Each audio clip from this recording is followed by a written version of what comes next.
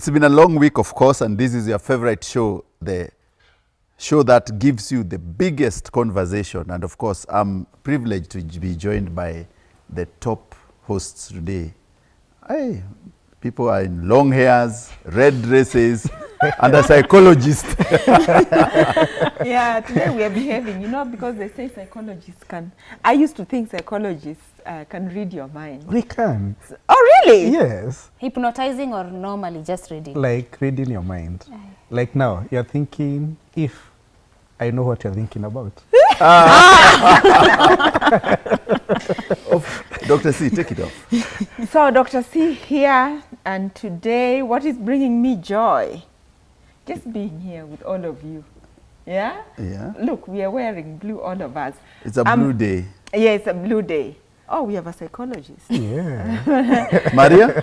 I was to say I'm a winemaker. I am a quintessential Kenyan woman. I am building Kenya. And I am buying Kenyan. Wow. Build Kenya, buy Kenya. Yeah. We have to say it until people get understand it. Yes. Maria? And I am Maria. I am an author of Marriage is a Scam and Love the Original You. I'm so happy to be here. And please don't read my mind. It has a lot today. Please. Yeah, but it's a good day. Welcome to Let's Be Real. Psychologist Kagondu Jr. Yes. Tell us more. Yeah, happy to be here today once more. Yeah, and pretty happy with what you're doing. So my good name is Kagondu Jr., a counseling psychologist, and also an author of a book called Becoming a Man. So that tells you I'm a boy child champion. A boy child champion. Yes. And Maria tells us that marriage is a scam. It is a scam. I think we need to Boy compare child notes. Huh? champion. And I am starting a school to teach men how to deal with the empowered women. Oh, yes, that is nice. I'm enrolling a few men there. Please don't. Okay, let's dig into this today. This week, our good president, and good in quotes, President William Samoei Ruto, was in Nairobi talking about launching a machine that can make 100 chapatis for school kids. This is under the auspices of Dishina County, which has been feeding very many children in Nairobi. The question is, do we need or do we have a chapati making machine? Or we just call the president El Chapo? I'll start there. Yes. So I want to delve into history. Yes. So these chapatis have a history in Kenya. And it reminds me of one time when I was in the University of Nairobi, and there used to be a lot of riots. And sometimes students would just riot because there are no chapatis. I'm telling you, those days would get like sausage for breakfast, there was dessert, if I tell you how University of Nairobi was, you would just. So one time the students were rioting, and the late President Daniel Arap Moi, may his soul rest in peace, asked, what do they want right now? Why are they rioting? Then someone said, we want dialogue. At that time, we wanted dialogue. We wanted to talk. And then he said, dialogue. Give them, chapatis, give them. So since that time, chapatis are called dialogue. And I have, if you went, I don't know if it's still like that, at the University of Nairobi, it was dialogue. If you're of a certain age that went to did you know the dialogue story? Yes, I know. Yeah. So I'm just like, President Ruto, I don't know if this was a well thought out something, or he just said on the spur of the moment, because he was on those students who are rioting. He was part of those students. But this is what I say now, to get serious. Why don't we just do basic indigenous foods? Buy from the farmers, maize and bean, protein, and just do basic things. Right now, I think Kenyans if we can just meet the basics, forget chapatis. Maria? Okay, I'll start by saying, haki hata nyi hamjui jokes, because I don't think that was real. But anyway, we also say that in the book of Luke, man shall not live by bread alone. I hope kuna stew. So let me say this. In Kenya right now, you'll be giving these kids chapatis in school, but at home, their parents are going hungry. They don't have food. These kids could be depending on that. Okay, most of these kids, Lisha and County is the only food they eat that day. Yeah. So at home, there is nothing to eat. The country right now has bigger issues. Like, for example, there are classrooms. There are people who are still sitting on the floor. They don't have classrooms. Yeah. Others do not even have walls on their classrooms or roof. We have other problems that I feel like would be better than making the chapatis, if see jokes. And another thing that I would like to emphasize, I don't think it's healthy for us to have those millions of chapatis. I don't think even our health can tolerate that amount of wheat. If I am to say, I feel like if we are going to be giving them food and we are going to be promising, we are going to afford a machine or that kind of budget for chapatis, then can we afford at least fruits from our local farmers, seasonal fruits maybe, or vegetables? Let's add more balanced diet, more healthy diet, more greens in their food, rather than going now to the unhealthy side, because we also know that our genetics are built by how we eat, and introducing young children into such foods, it's not actually quite good. Kama si jokes. And you see, I like it when you say hatujui kama ni jokes, yes. You know. And just to pick it from what you have just shared, could it be a way of, you know, starting a conversation, you know, holding the dialogue? But to me, I'm a bit concerned because when you think of fashi in terms of the chapati, it's a dire need, especially in our society today. And like you're saying, it's good that we go back to the basics. I'm usually concerned, especially with how the school systems, you know, they are run. You think of the MCA, talk about the MP, talk about the governor, the president himself. We have different bursaries, all right? And I feel if they're able to put these resources together, it means that every other child out there will be able to afford, you know, basic education. And it's a bit extreme when you get to think of shafashi in terms of the chapati, because we are kind of, you know, jokers, yet our young people are yet to get the most basic needs. So I feel this could be a way of diverting our attention, okay? Especially with the many complaints, the cries that we have in the society, in our country. And, you know, these guys are quite smart, you know, where they will divert our attention. And when we get to discuss, hold the dialogue of chapati, then they'll be able to pass some, you know, ideologies and some ideas without paying much attention into it. And to me, it's a very big concern. I think you guys have captured it, but I want to make it a bigger conversation in that, first of all, feeding dishi and feeding school children is a noble idea. Very. Because it is important for kids in Nairobi, especially in the slums, to get food. Because last year to now, Dishina County has already fed 8 million people. Yeah. 8 million, that means that's a lot of food. Yeah. And it means that especially people who come from the poor neighborhoods have found something to eat. My problem is the scandal behind it. The question is, allow us to know who are the suppliers of the kitchens. Yeah. Yeah. Number two, the public health of transporting food should be addressed. You cannot have 8 kitchens in Nairobi and you're carrying foods in a van. Yeah. It can be a problem and it can be a health issue. So these are issues which needs to be addressed. The issue of chapati is very clear that someone has a farm of wheat and needs to introduce it as a supplier to Nairobi County. So I do not know, but your guess is as good as mine. Who has that wheat farm? And who has the eggs farm? Who thinks that I can have a captive market of 8 million to be fed? Yeah. So it is not about the machine of making chapatis. It is a supply chain we are talking about here.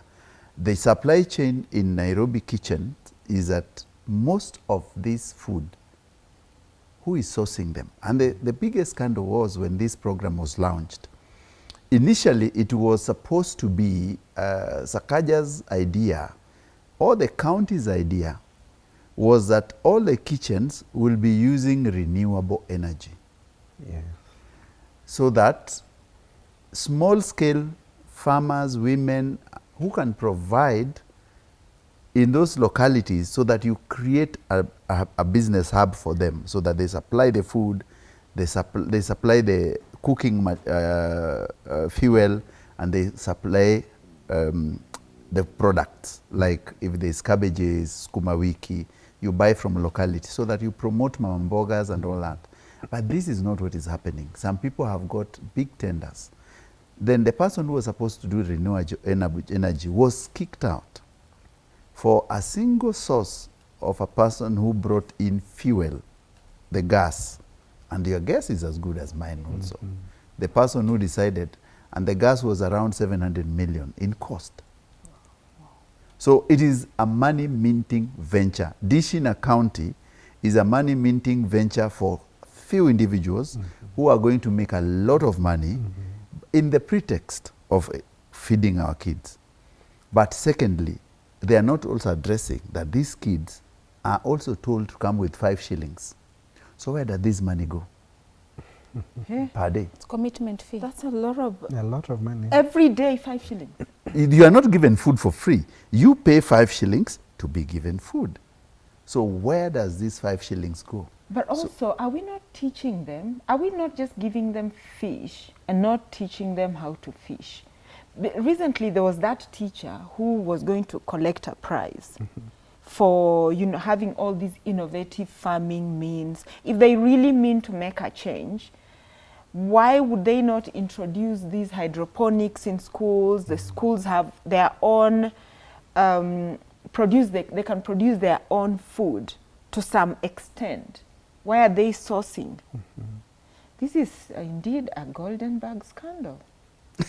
It is. It's a big scandal. Yeah. But what I'm saying is that it is not bad to feed kids. We support that Nairobi, and in fact, we should now have a national feeding program for all school-going children, wherever they are, like the way President Moi used to have the milk program. I drank that milk. And that even milk cheese. program, for sure, everyone got a chance to drink it. And for the poor families, it was something nutritious for kids who could not manage to eat. But now my problem with this issue here is that it's a good project, but a project which has people minting money in the pretext of serving our children. Let this governor tell us who are the suppliers of Dishina County. Who provides the gas for Dishina County? Oh, who has that wheat farm who is introducing chapatis? And let us see if it's competitive tendering. And in fact, it's very important to see if it's sustainable. Because in terms of the production of the wheat locally and all that, I know the farmers are really crying out, complaining that their product, in terms of the farm product, it doesn't have enough market. And most of them, they have the storage back at home. But the issue is, you find that, like you're saying, it could be just one person getting to benefit from all this. And to me, it's very important, like you have said, because most of these young fellas, they'll go to school because of that just one meal, all right? Because they're coming from some urban poverty areas, and you know how important that means. So it would be a motivation. But at the end of the day, the accountability, is it, we can say, can we say that it's, we can be accountable with the whole project? Because at the end of the day, you find that it's just a few who get to benefit from all this. Then most of the people, they end up languishing in poverty. So I think before we go to the next story, I think what we know is that Dishina County will be one of the biggest scandals when the chips will be down. Yeah. And people will be shocked of how much money has been, the taxpayer has been ripped off in the pretext of feeding our kids. Sure. Yeah. So let's move on to the next topic. In the same note of our kids, there was this directive that whenever we have parents coming back, where they have given birth overseas or in a different country and they have to come back to our country, they have to conduct a DNA to prove that this child is theirs. And it's a bit concerning because there could be a possibility that this father who thinks that this child is theirs, it could turn out to be totally different, all right? So the question is, how viable is that directive? Is it a good move? And is there something that they are not telling us? I think, Yes. honestly, I read it and I thought it is so wrong on so many fronts. It's really wrong.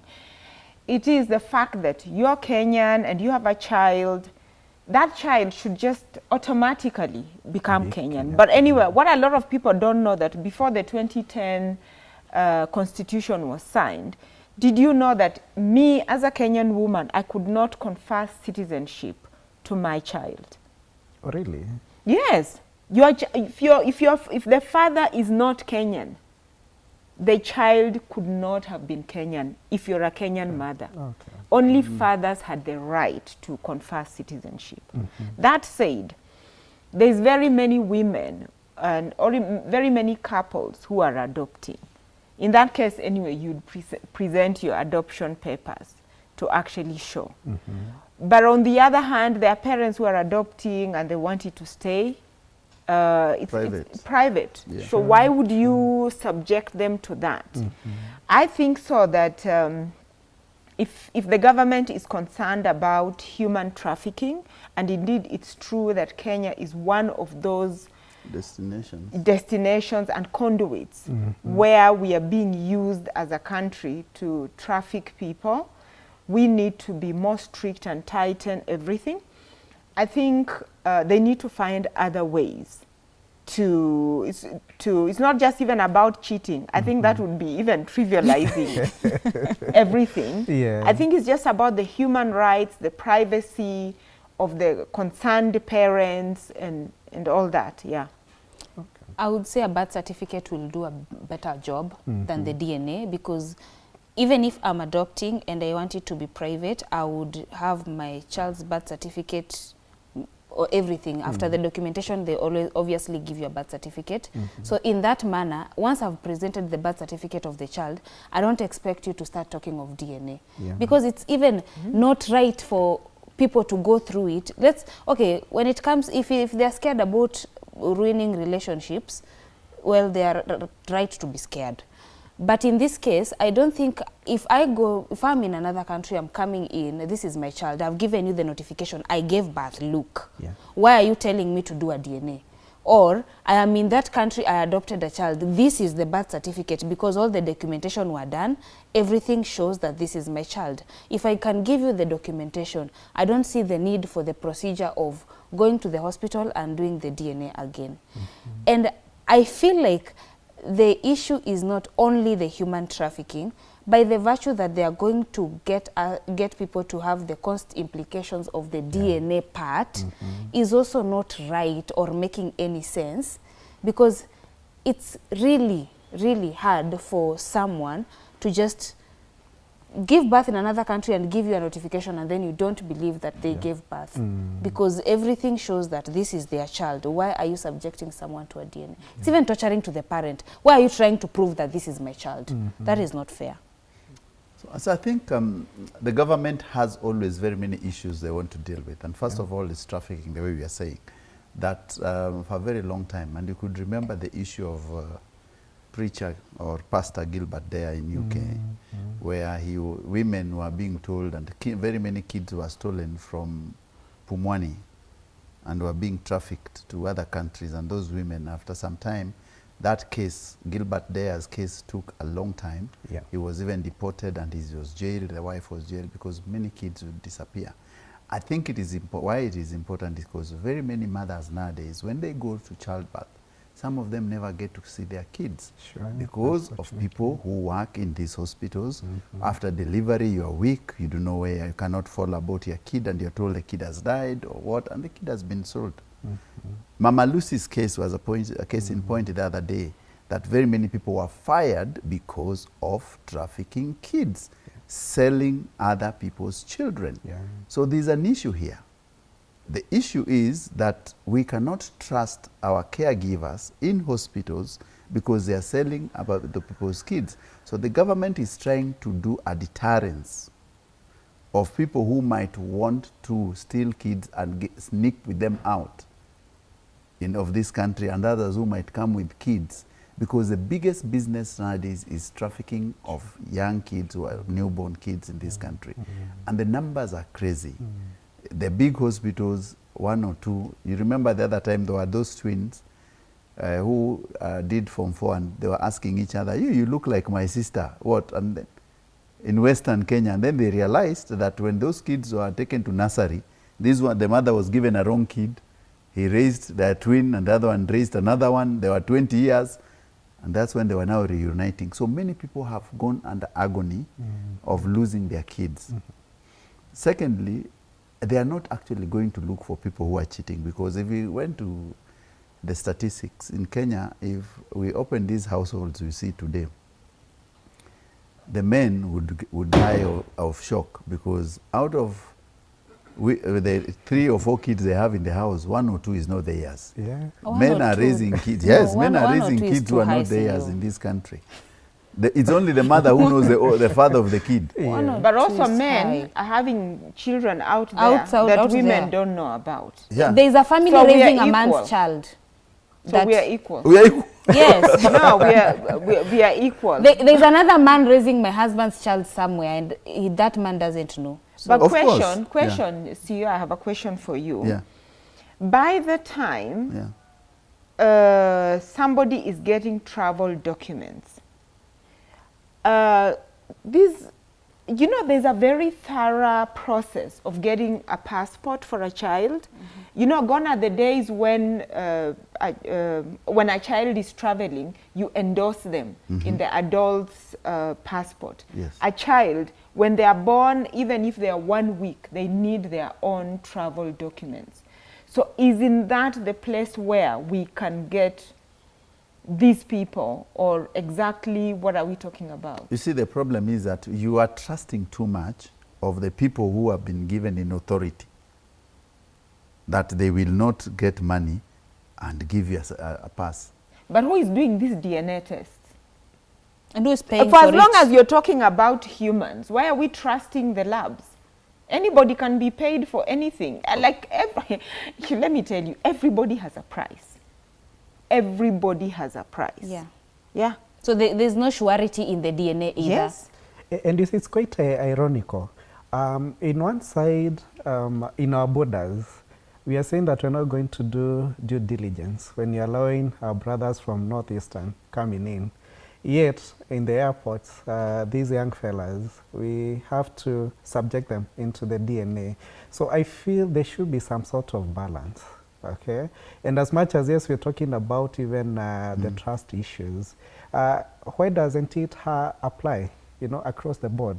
Yet, we see there's just the chosen few who have to be subject to this. And you see the agony that we subject the families to, or even the child, right? Because I've seen situations whereby our families, they come into our center, and one of the child has come to know that they don't belong to that family, and it's quite a hard time for them, quite painful. So I feel like you said it's very important that we get to protect the dignity of these young fellas, but of course do it in a polite, if not a good way. What do you think, Sio?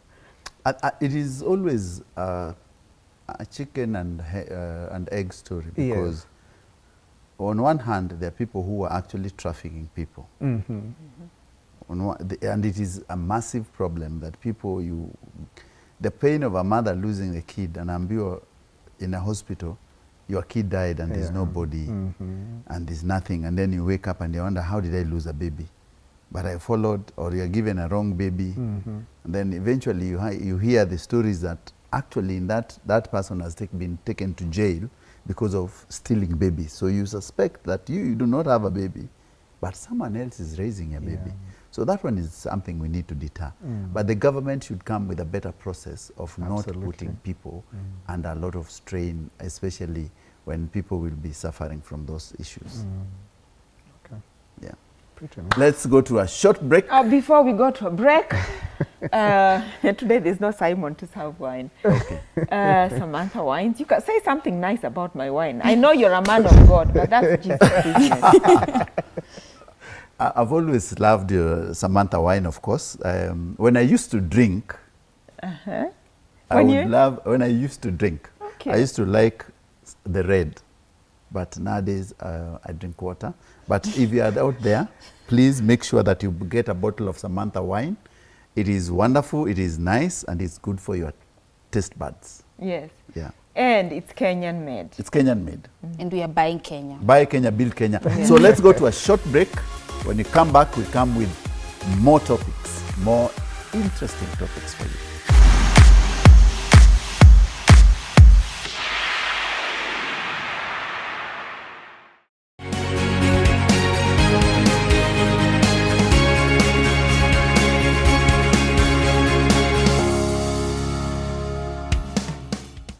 Welcome back. It has been very interesting. Are we back? Yes, we're back.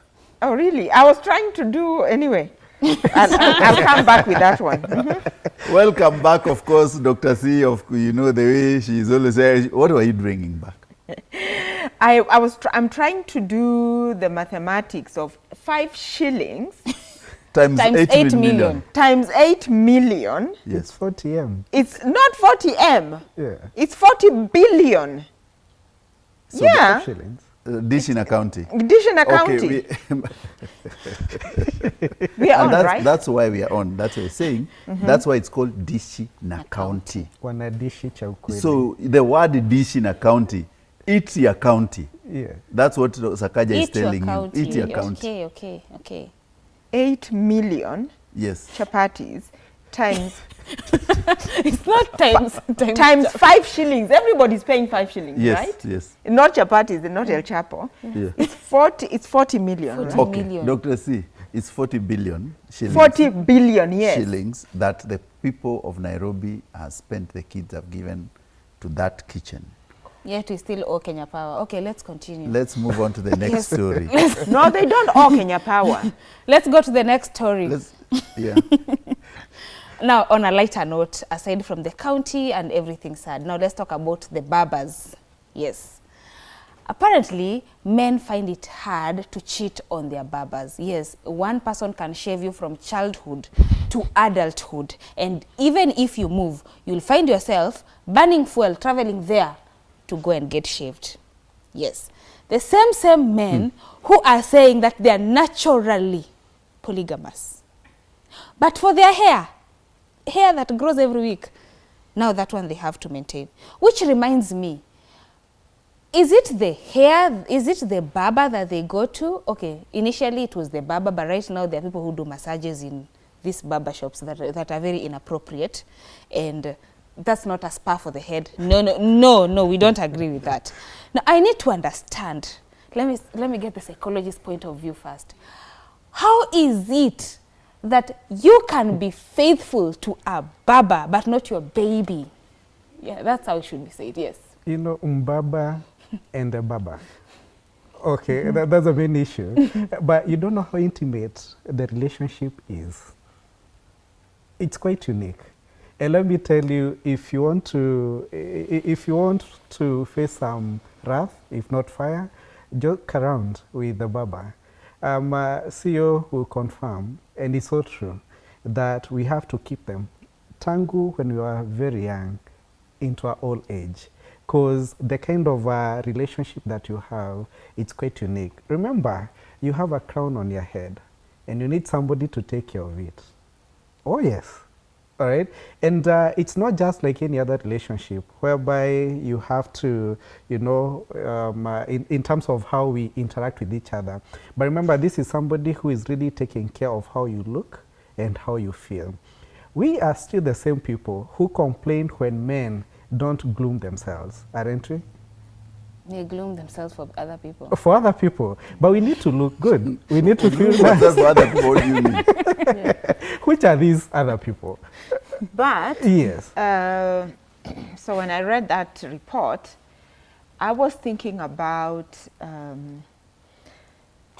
like the barman The barman. I think the same reasons men stick to the one barber is the same reason why they keep going to their local.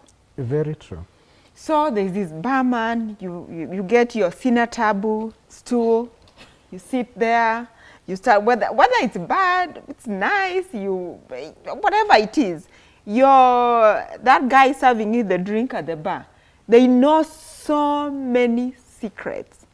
Somebody should actually write a book on it. They could actually, somebody did a show on Njoro wa Uba. I think it's showing now on KTN.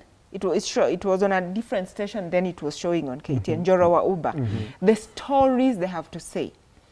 The barman can tell you so many stories, and I think it's the same reason that, and the same reason men keep shopping. Do you know the psychology of men when they go to shop? They know, I'm going to buy a shirt. I need this kind of a shirt. They go to that shop, they pick. Within 5 minutes, they are done because they know what they wanted. Women will go round and round, gossip, do I don't know what. I think it could be linked to that. I want to agree. It's quite therapeutic, especially when you're holding those conversations. And looking at it from that particular perspective, there's nobody as real as your barber. And I feel this is the person who should be given the green light. When they tell you to face this way, you should, all right? Hold your head this way, you should. Why? Because, like you're saying, there is normally some very authentic conversations that take place whenever you're having that shave, all right? And like you're saying, they are kind of therapists. In fact, they're among the best counselors that we have around. Because every other time when you go there, they're able to get hold of you. They engage in a conversation. They're asking you how your day has been. If, say, you're preparing for some occasion tomorrow, the following day, you get to talk about that. They are the ones who really know, our inner stories. And like just that barman, or the bar lady, in those bars, they tend to be they offer a kind shoulder to most of the men out there, especially when they are facing some difficulties and all that. And maybe this is why we tend to stick to one. Why? Because whenever they shift, I don't know if it is the same case with you, CEO, whenever mine shifts, and I tend to follow them. And it's normally like a heartbreak whenever you find that you can't get hold of them. Why? Because there's a way that they treat you, there's a way that they handle your head. It's not even about the massage, all right? It's how you relate with them and how they treat you. Now, before CEO says, let me say something. Men act like kids. Men are simple beings. But you're big This babies. is the point. Yes. You will take a football club and you will support it. If it loses or if it's not losing, you are there constantly, consistently, not moving. It's the same thing. Like, this is the person who shaves me, yes. My issue is one. If you did the same thing in your homes, we are not even going to do anything. We are not going to move out. No infidelity, no polygamy, no nothing. We are going to stick to our homes the same way we are sticking to our babas, because for your homes you want the easy way out. Why? Because a baba listen to you, a football club you just scream and no one will ask you, a barman will listen to your problems, but your wife will tell you the truth. Men act like kids. Now let me just prick your bubble a bit, Maria. That there is a dictum we believe in. You cannot change your team, but you can change your wife. A dictum. Yes. Tuanzie na pa dictum. So I want to prick you. In football terms, you are allowed to change your wife, but you are not allowed to change your team. If you support Manchester United, like myself, I'm a Manchester United diehard. So I can never change that team. I'm born in Gor Mahia. I will die in Gor Mahia. I cannot change that team. But you can change your wife. But I can change my wife. Men it is allowed. Children. You can change your wife. Because even a child can tell you, I don't love you, mommy, for not buying a sweet. Same thing. Same thing. And women have even tried to shave men at home. It doesn't work. It doesn't because men I'm buying the machine believe in the Teamwork. person who is going to shave him is like the football team you support. You cannot decide today that, oh, mine, I will go and support Chelsea. Next week I'm no. And that's the case with your baba. Your baba is a person who takes care of your head, how you look. That's a place you move into and you find, you remove your shoes. It is always what you call, you have a conversation with yourself when you're getting a haircut. What's the difference between that? You are seated down on a chair getting a haircut and you come to bed with me. Why can't we have that conversation? Which conversation with you? Talk. You will ask money. Let's talk about everything. We cannot have a conversation with you. You will have issues with you. Yeah. You want electricity paid. But you know you'll pay even if you stay at the barber the whole day. You'd rather buy me a machine and shave you so that you can pay electricity once. CEO, Yeah. I really like what you said. Yes. It's men, in terms of the relationship you have with your football team. Yes. It's actually men just being animals. You know, the thing about men, honestly, is that you play on the same team. Yes. Men are really good at teamwork, and this is why men have really advanced more than women. And I always tell women, don't play men's games. Men have been at this for long. The way they support their football game, you know, it's like when you got back to the animal world, when we were still in the wild. Take that space, take there, take there, take there. We have one common enemy we're going to hunt. Everybody takes their space. And I think it's the same logic. When you're playing a football team, you know which side you're playing and you're loyal. Yes, you keep to it. So men are very simple. I say men are like machines. Once you know how to operate one, you can operate all of them. We are not machines. We are You're simple. Men are very simple. Honestly, they are very simple. You just need to, they're like machines. You just need to know how to operate You one. can operate all of them. So that's why polygamy is allowed, Maria. So let's Once I operate one, I operate all of them. Wait and see. When it comes to the issue of shaving, I usually maintain my barber. The reason being that he knows the style I would want to do. So I don't have to go back again and explain, oh, you know, shave this one this way, shave this way, do like this. He knows. So when I sit down, he's comfortable, he starts shaving, and it comes out the way I want. If I want any adjustment, I'll go there. So sometimes I don't just, most of the time, I don't just walk anywhere, but I travel to where I'm used to, where he knows what he needs to do, and where he does what is expected. You know, when we sit a couple of men and make some jokes, mostly about the ladies, that is what we enjoy talking about. So we stick with our barbers. Even if you are not shaving, I can spend my entire day with just around my barber with a group of men, just talking about football, about ladies, about siasa, everything. So I think that's where we get some connection as men. I cannot cheat on my baba. The only thing that can make me cheat on my baba ni kama nihame hiyo mtaa.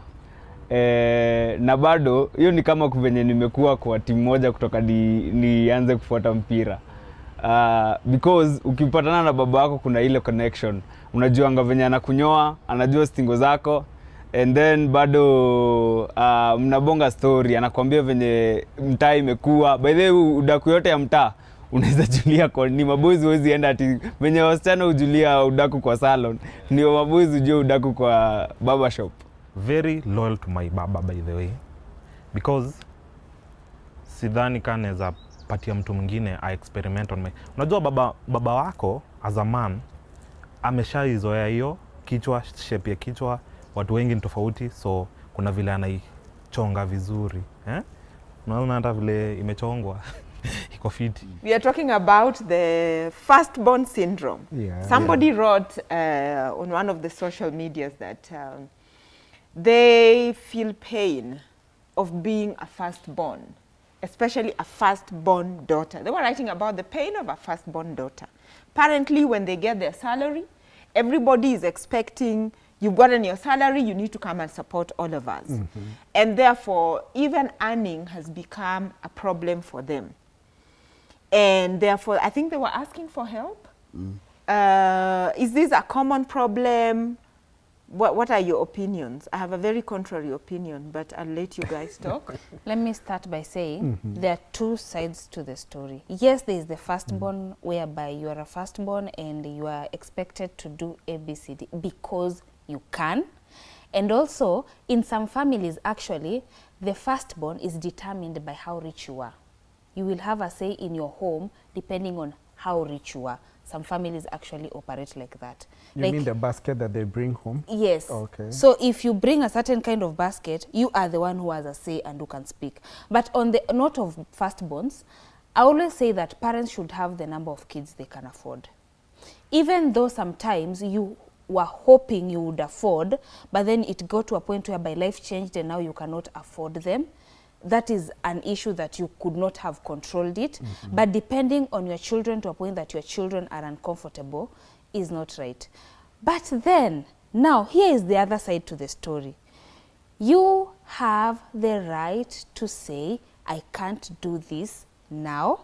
Please understand, because I have to do this and this. Nobody can pour from an empty cup. If I am not having a well-invested life or good savings or maybe start a business, in future I will not even afford myself. I'm not going to risk my financial burdens to a point that now I am giving all and I'm left with nothing. Hopefully that I need that all of you will be comfortable and happy. And I know this for sure. I don't think if you die today, if let's say you die today, you are the firstborn daughter, you are suffering, you are doing all this. Nobody is dying with you. Everybody is going to survive. They are going to find a way out. Learn to say no when you feel burdened, because we need you to have more investment for you to be able to support without straining yourself. But also in some families, if you are well able, you are the firstborn. You know, I like what you're saying, and it's easier said than done in most cases. Not to Maria. And the reason why I feel you're able to reason from that particular angle and you have that particular perspective, it's because you're empowered. Most of our people out there, they don't have that knowledge and understanding that they can say, I can't. This can wait, building some healthy boundaries. Remember, most of these firstborns, and I've seen, not only with the ladies, but also men, you find that they become deputy parents from a very tender age, right? If a mother, if a father is not able to, you know, maybe take care of the other siblings, maybe they're engaged somewhere, then that responsibility is transferred to you. And it's like they are conditioned in a certain way that they have to operate as a deputy parent. And no wonder you find that most of them, they're unable to detach once they grow, right? And most of them, they miss out on that opportunity to experience life as an individual. And this is why most of them, they'll delay or even postpone most of their projects for the sake of who? The other siblings. And it's quite unfortunate because this particular case we looking at, you find that most of them, they end up being very bitter. Why?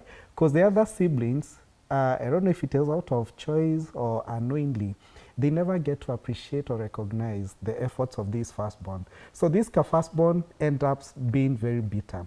But now, it's one thing to be a firstborn, and it's another to be empowered. And this is where the parents need to do some pretty good work, where they should be able to strike a balance, you know, getting to empower these firstborn. As much as they will want them to take after them, they should be the ones to instill that, create that awareness, and of course support this young fella from a tender age so that they can have that awareness that, yes, I'm leading the way, but it's also very important for me to take care of myself, because most of them, they don't have that space.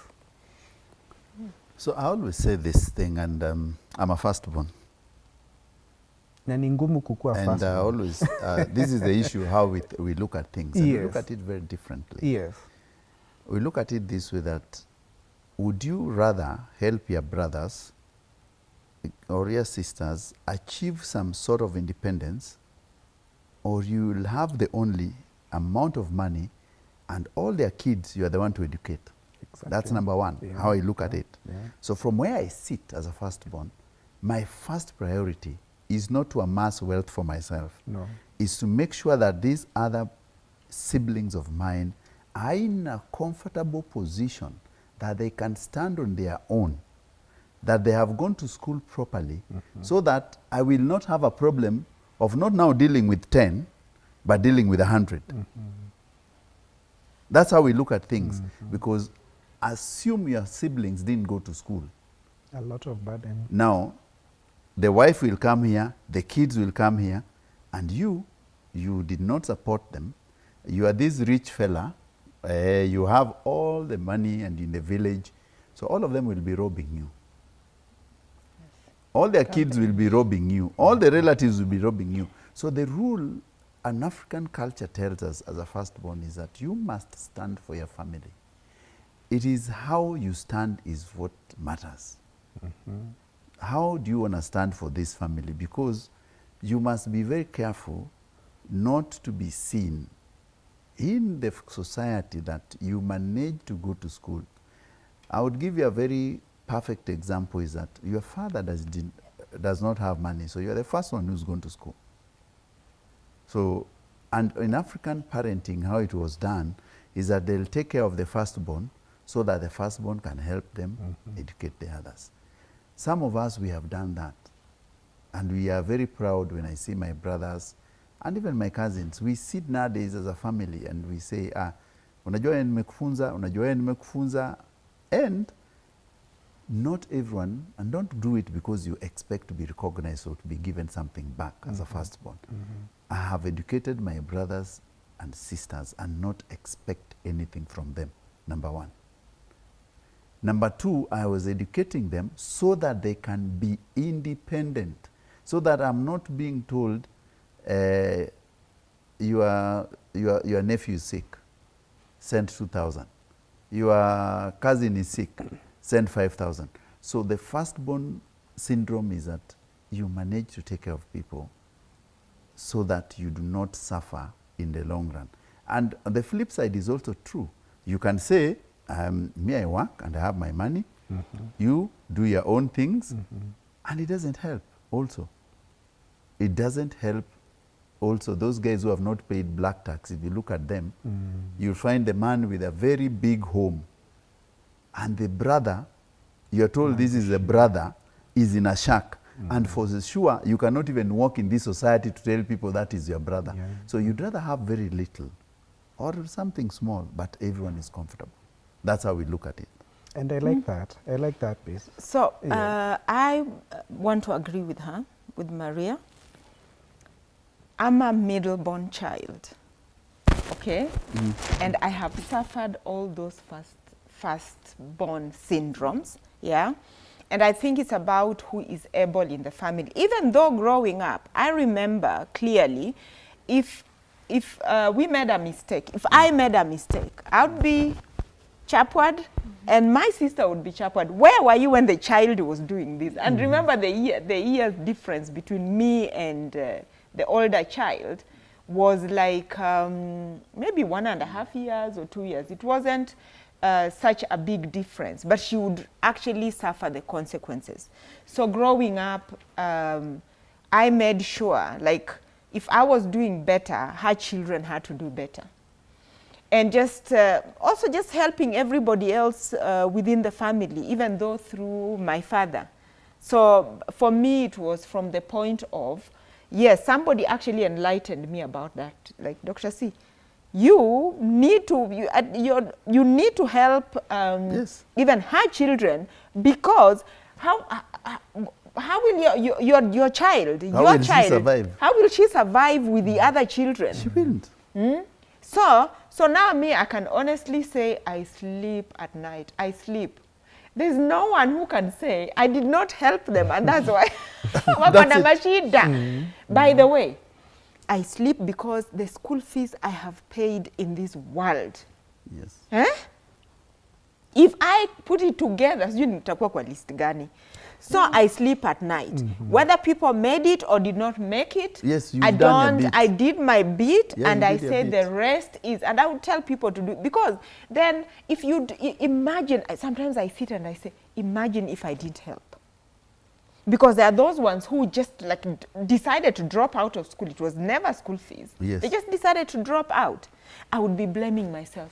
Oh, if I had done something. So you will not know peace. You cannot know peace if you don't help. So we just have to appreciate that we are in Africa, and it's not a firstborn child Only. syndrome only. However, I have some advice for our viewers on how to deal with this kind of people. Channel always the help through the parent. When you get your salary, don't forget about your investments. Choose that this is the money that I'm able to give. Yeah. And then give. And also give that one. And then you tell them there is nothing else. That is what you're getting, plan with that one. And then the other thing also people must be aware is that there are people who just don't give because they know you're going to give. They're just plain. And please do not expect a thank you. Never. Nobody will ever thank you. It's a very thankless job, like thankless. So don't forget yourself. People have such entitlement, you become the person to beat. But the reward is you're gonna sleep at night. I like that, and I can confirm that we were raised right. Well, I'm it's the a last confirmation. born. I did not go through and that. I'm actually a beneficiary of what you're saying. Family members coming together and supporting in one way or the other. And the truth of the matter is, when you're able to support, it will be much easier for you later on. Like you're saying, if in case you had a harambe, you're not the only person who is contributing. You have quite a good number, and you can be able to sort out some of the issues within a very short while. But it's equally important for all of us to be empowered, like you're saying, and also to be empathetic. As much as they don't have, they're not supposed, it's not a must for them to come and say thank you. But it's always good that we get to also appreciate the effort of the other people. Because, they could have chosen to do it otherwise, not to come through, not to support. But we who got that kind of support, it's also good that we get to appreciate that small effort that was made. And this is where we say that we all need to be empowered. We all need to be redeemed, as family members. And it's also very important for all of us to, respect each other by, from whatever seat we are sitting from, okay? Because that's how we can be able to make each other feel appreciated and also accommodated in regards to whatever situation we're in as a family. So how I learned it is that the thing where we call it black tax is because it's an African thing. It is. It's an African thing. And our cultural values is what gave us that ideology of you helping one another. Yeah. The Western world is totally different. The Ubuntu. So it becomes very difficult for when you look from outside, where the people who come to us and say, oh, this is a black tax, because they look from outside. But if you are inside it, and you've been there, and you've seen the way sometimes it has helped one or two people, even if they've never said thank you to you and you sleep at peace in the night, the way Dr. C is saying, or now the kids have, or your siblings have a bit of money, or their kids. So when there's a harambe for the family and you're sure now you're not paying 200,000 on your own, they ask you for 50, then you realize actually the money you paid has acted as a buffer for all these problems for you, which you would have been carrying at this time. So black tax in essence is not that bad. It is when it is not taken care of properly. Black tax is an African thing. It is for us to help others who are down. I think that's how it should be. And we're Africans, and Africa is our business. It is. Yes, Africa is. I love that. Who came up with that statement? We're Africans. Africa is our business. We're Africans and Africa is our business. Was it Chris Kirubi? No, many people. Ndindi Nyoro says it. Many people have done it. Most, We're Africans. And I had Africa it first from. I had it first from CNBC. And then I had it. It's a South African, and then I had it from Chris Kirubi actually when he launched the Africa Business Television Network. He had gotten the franchise.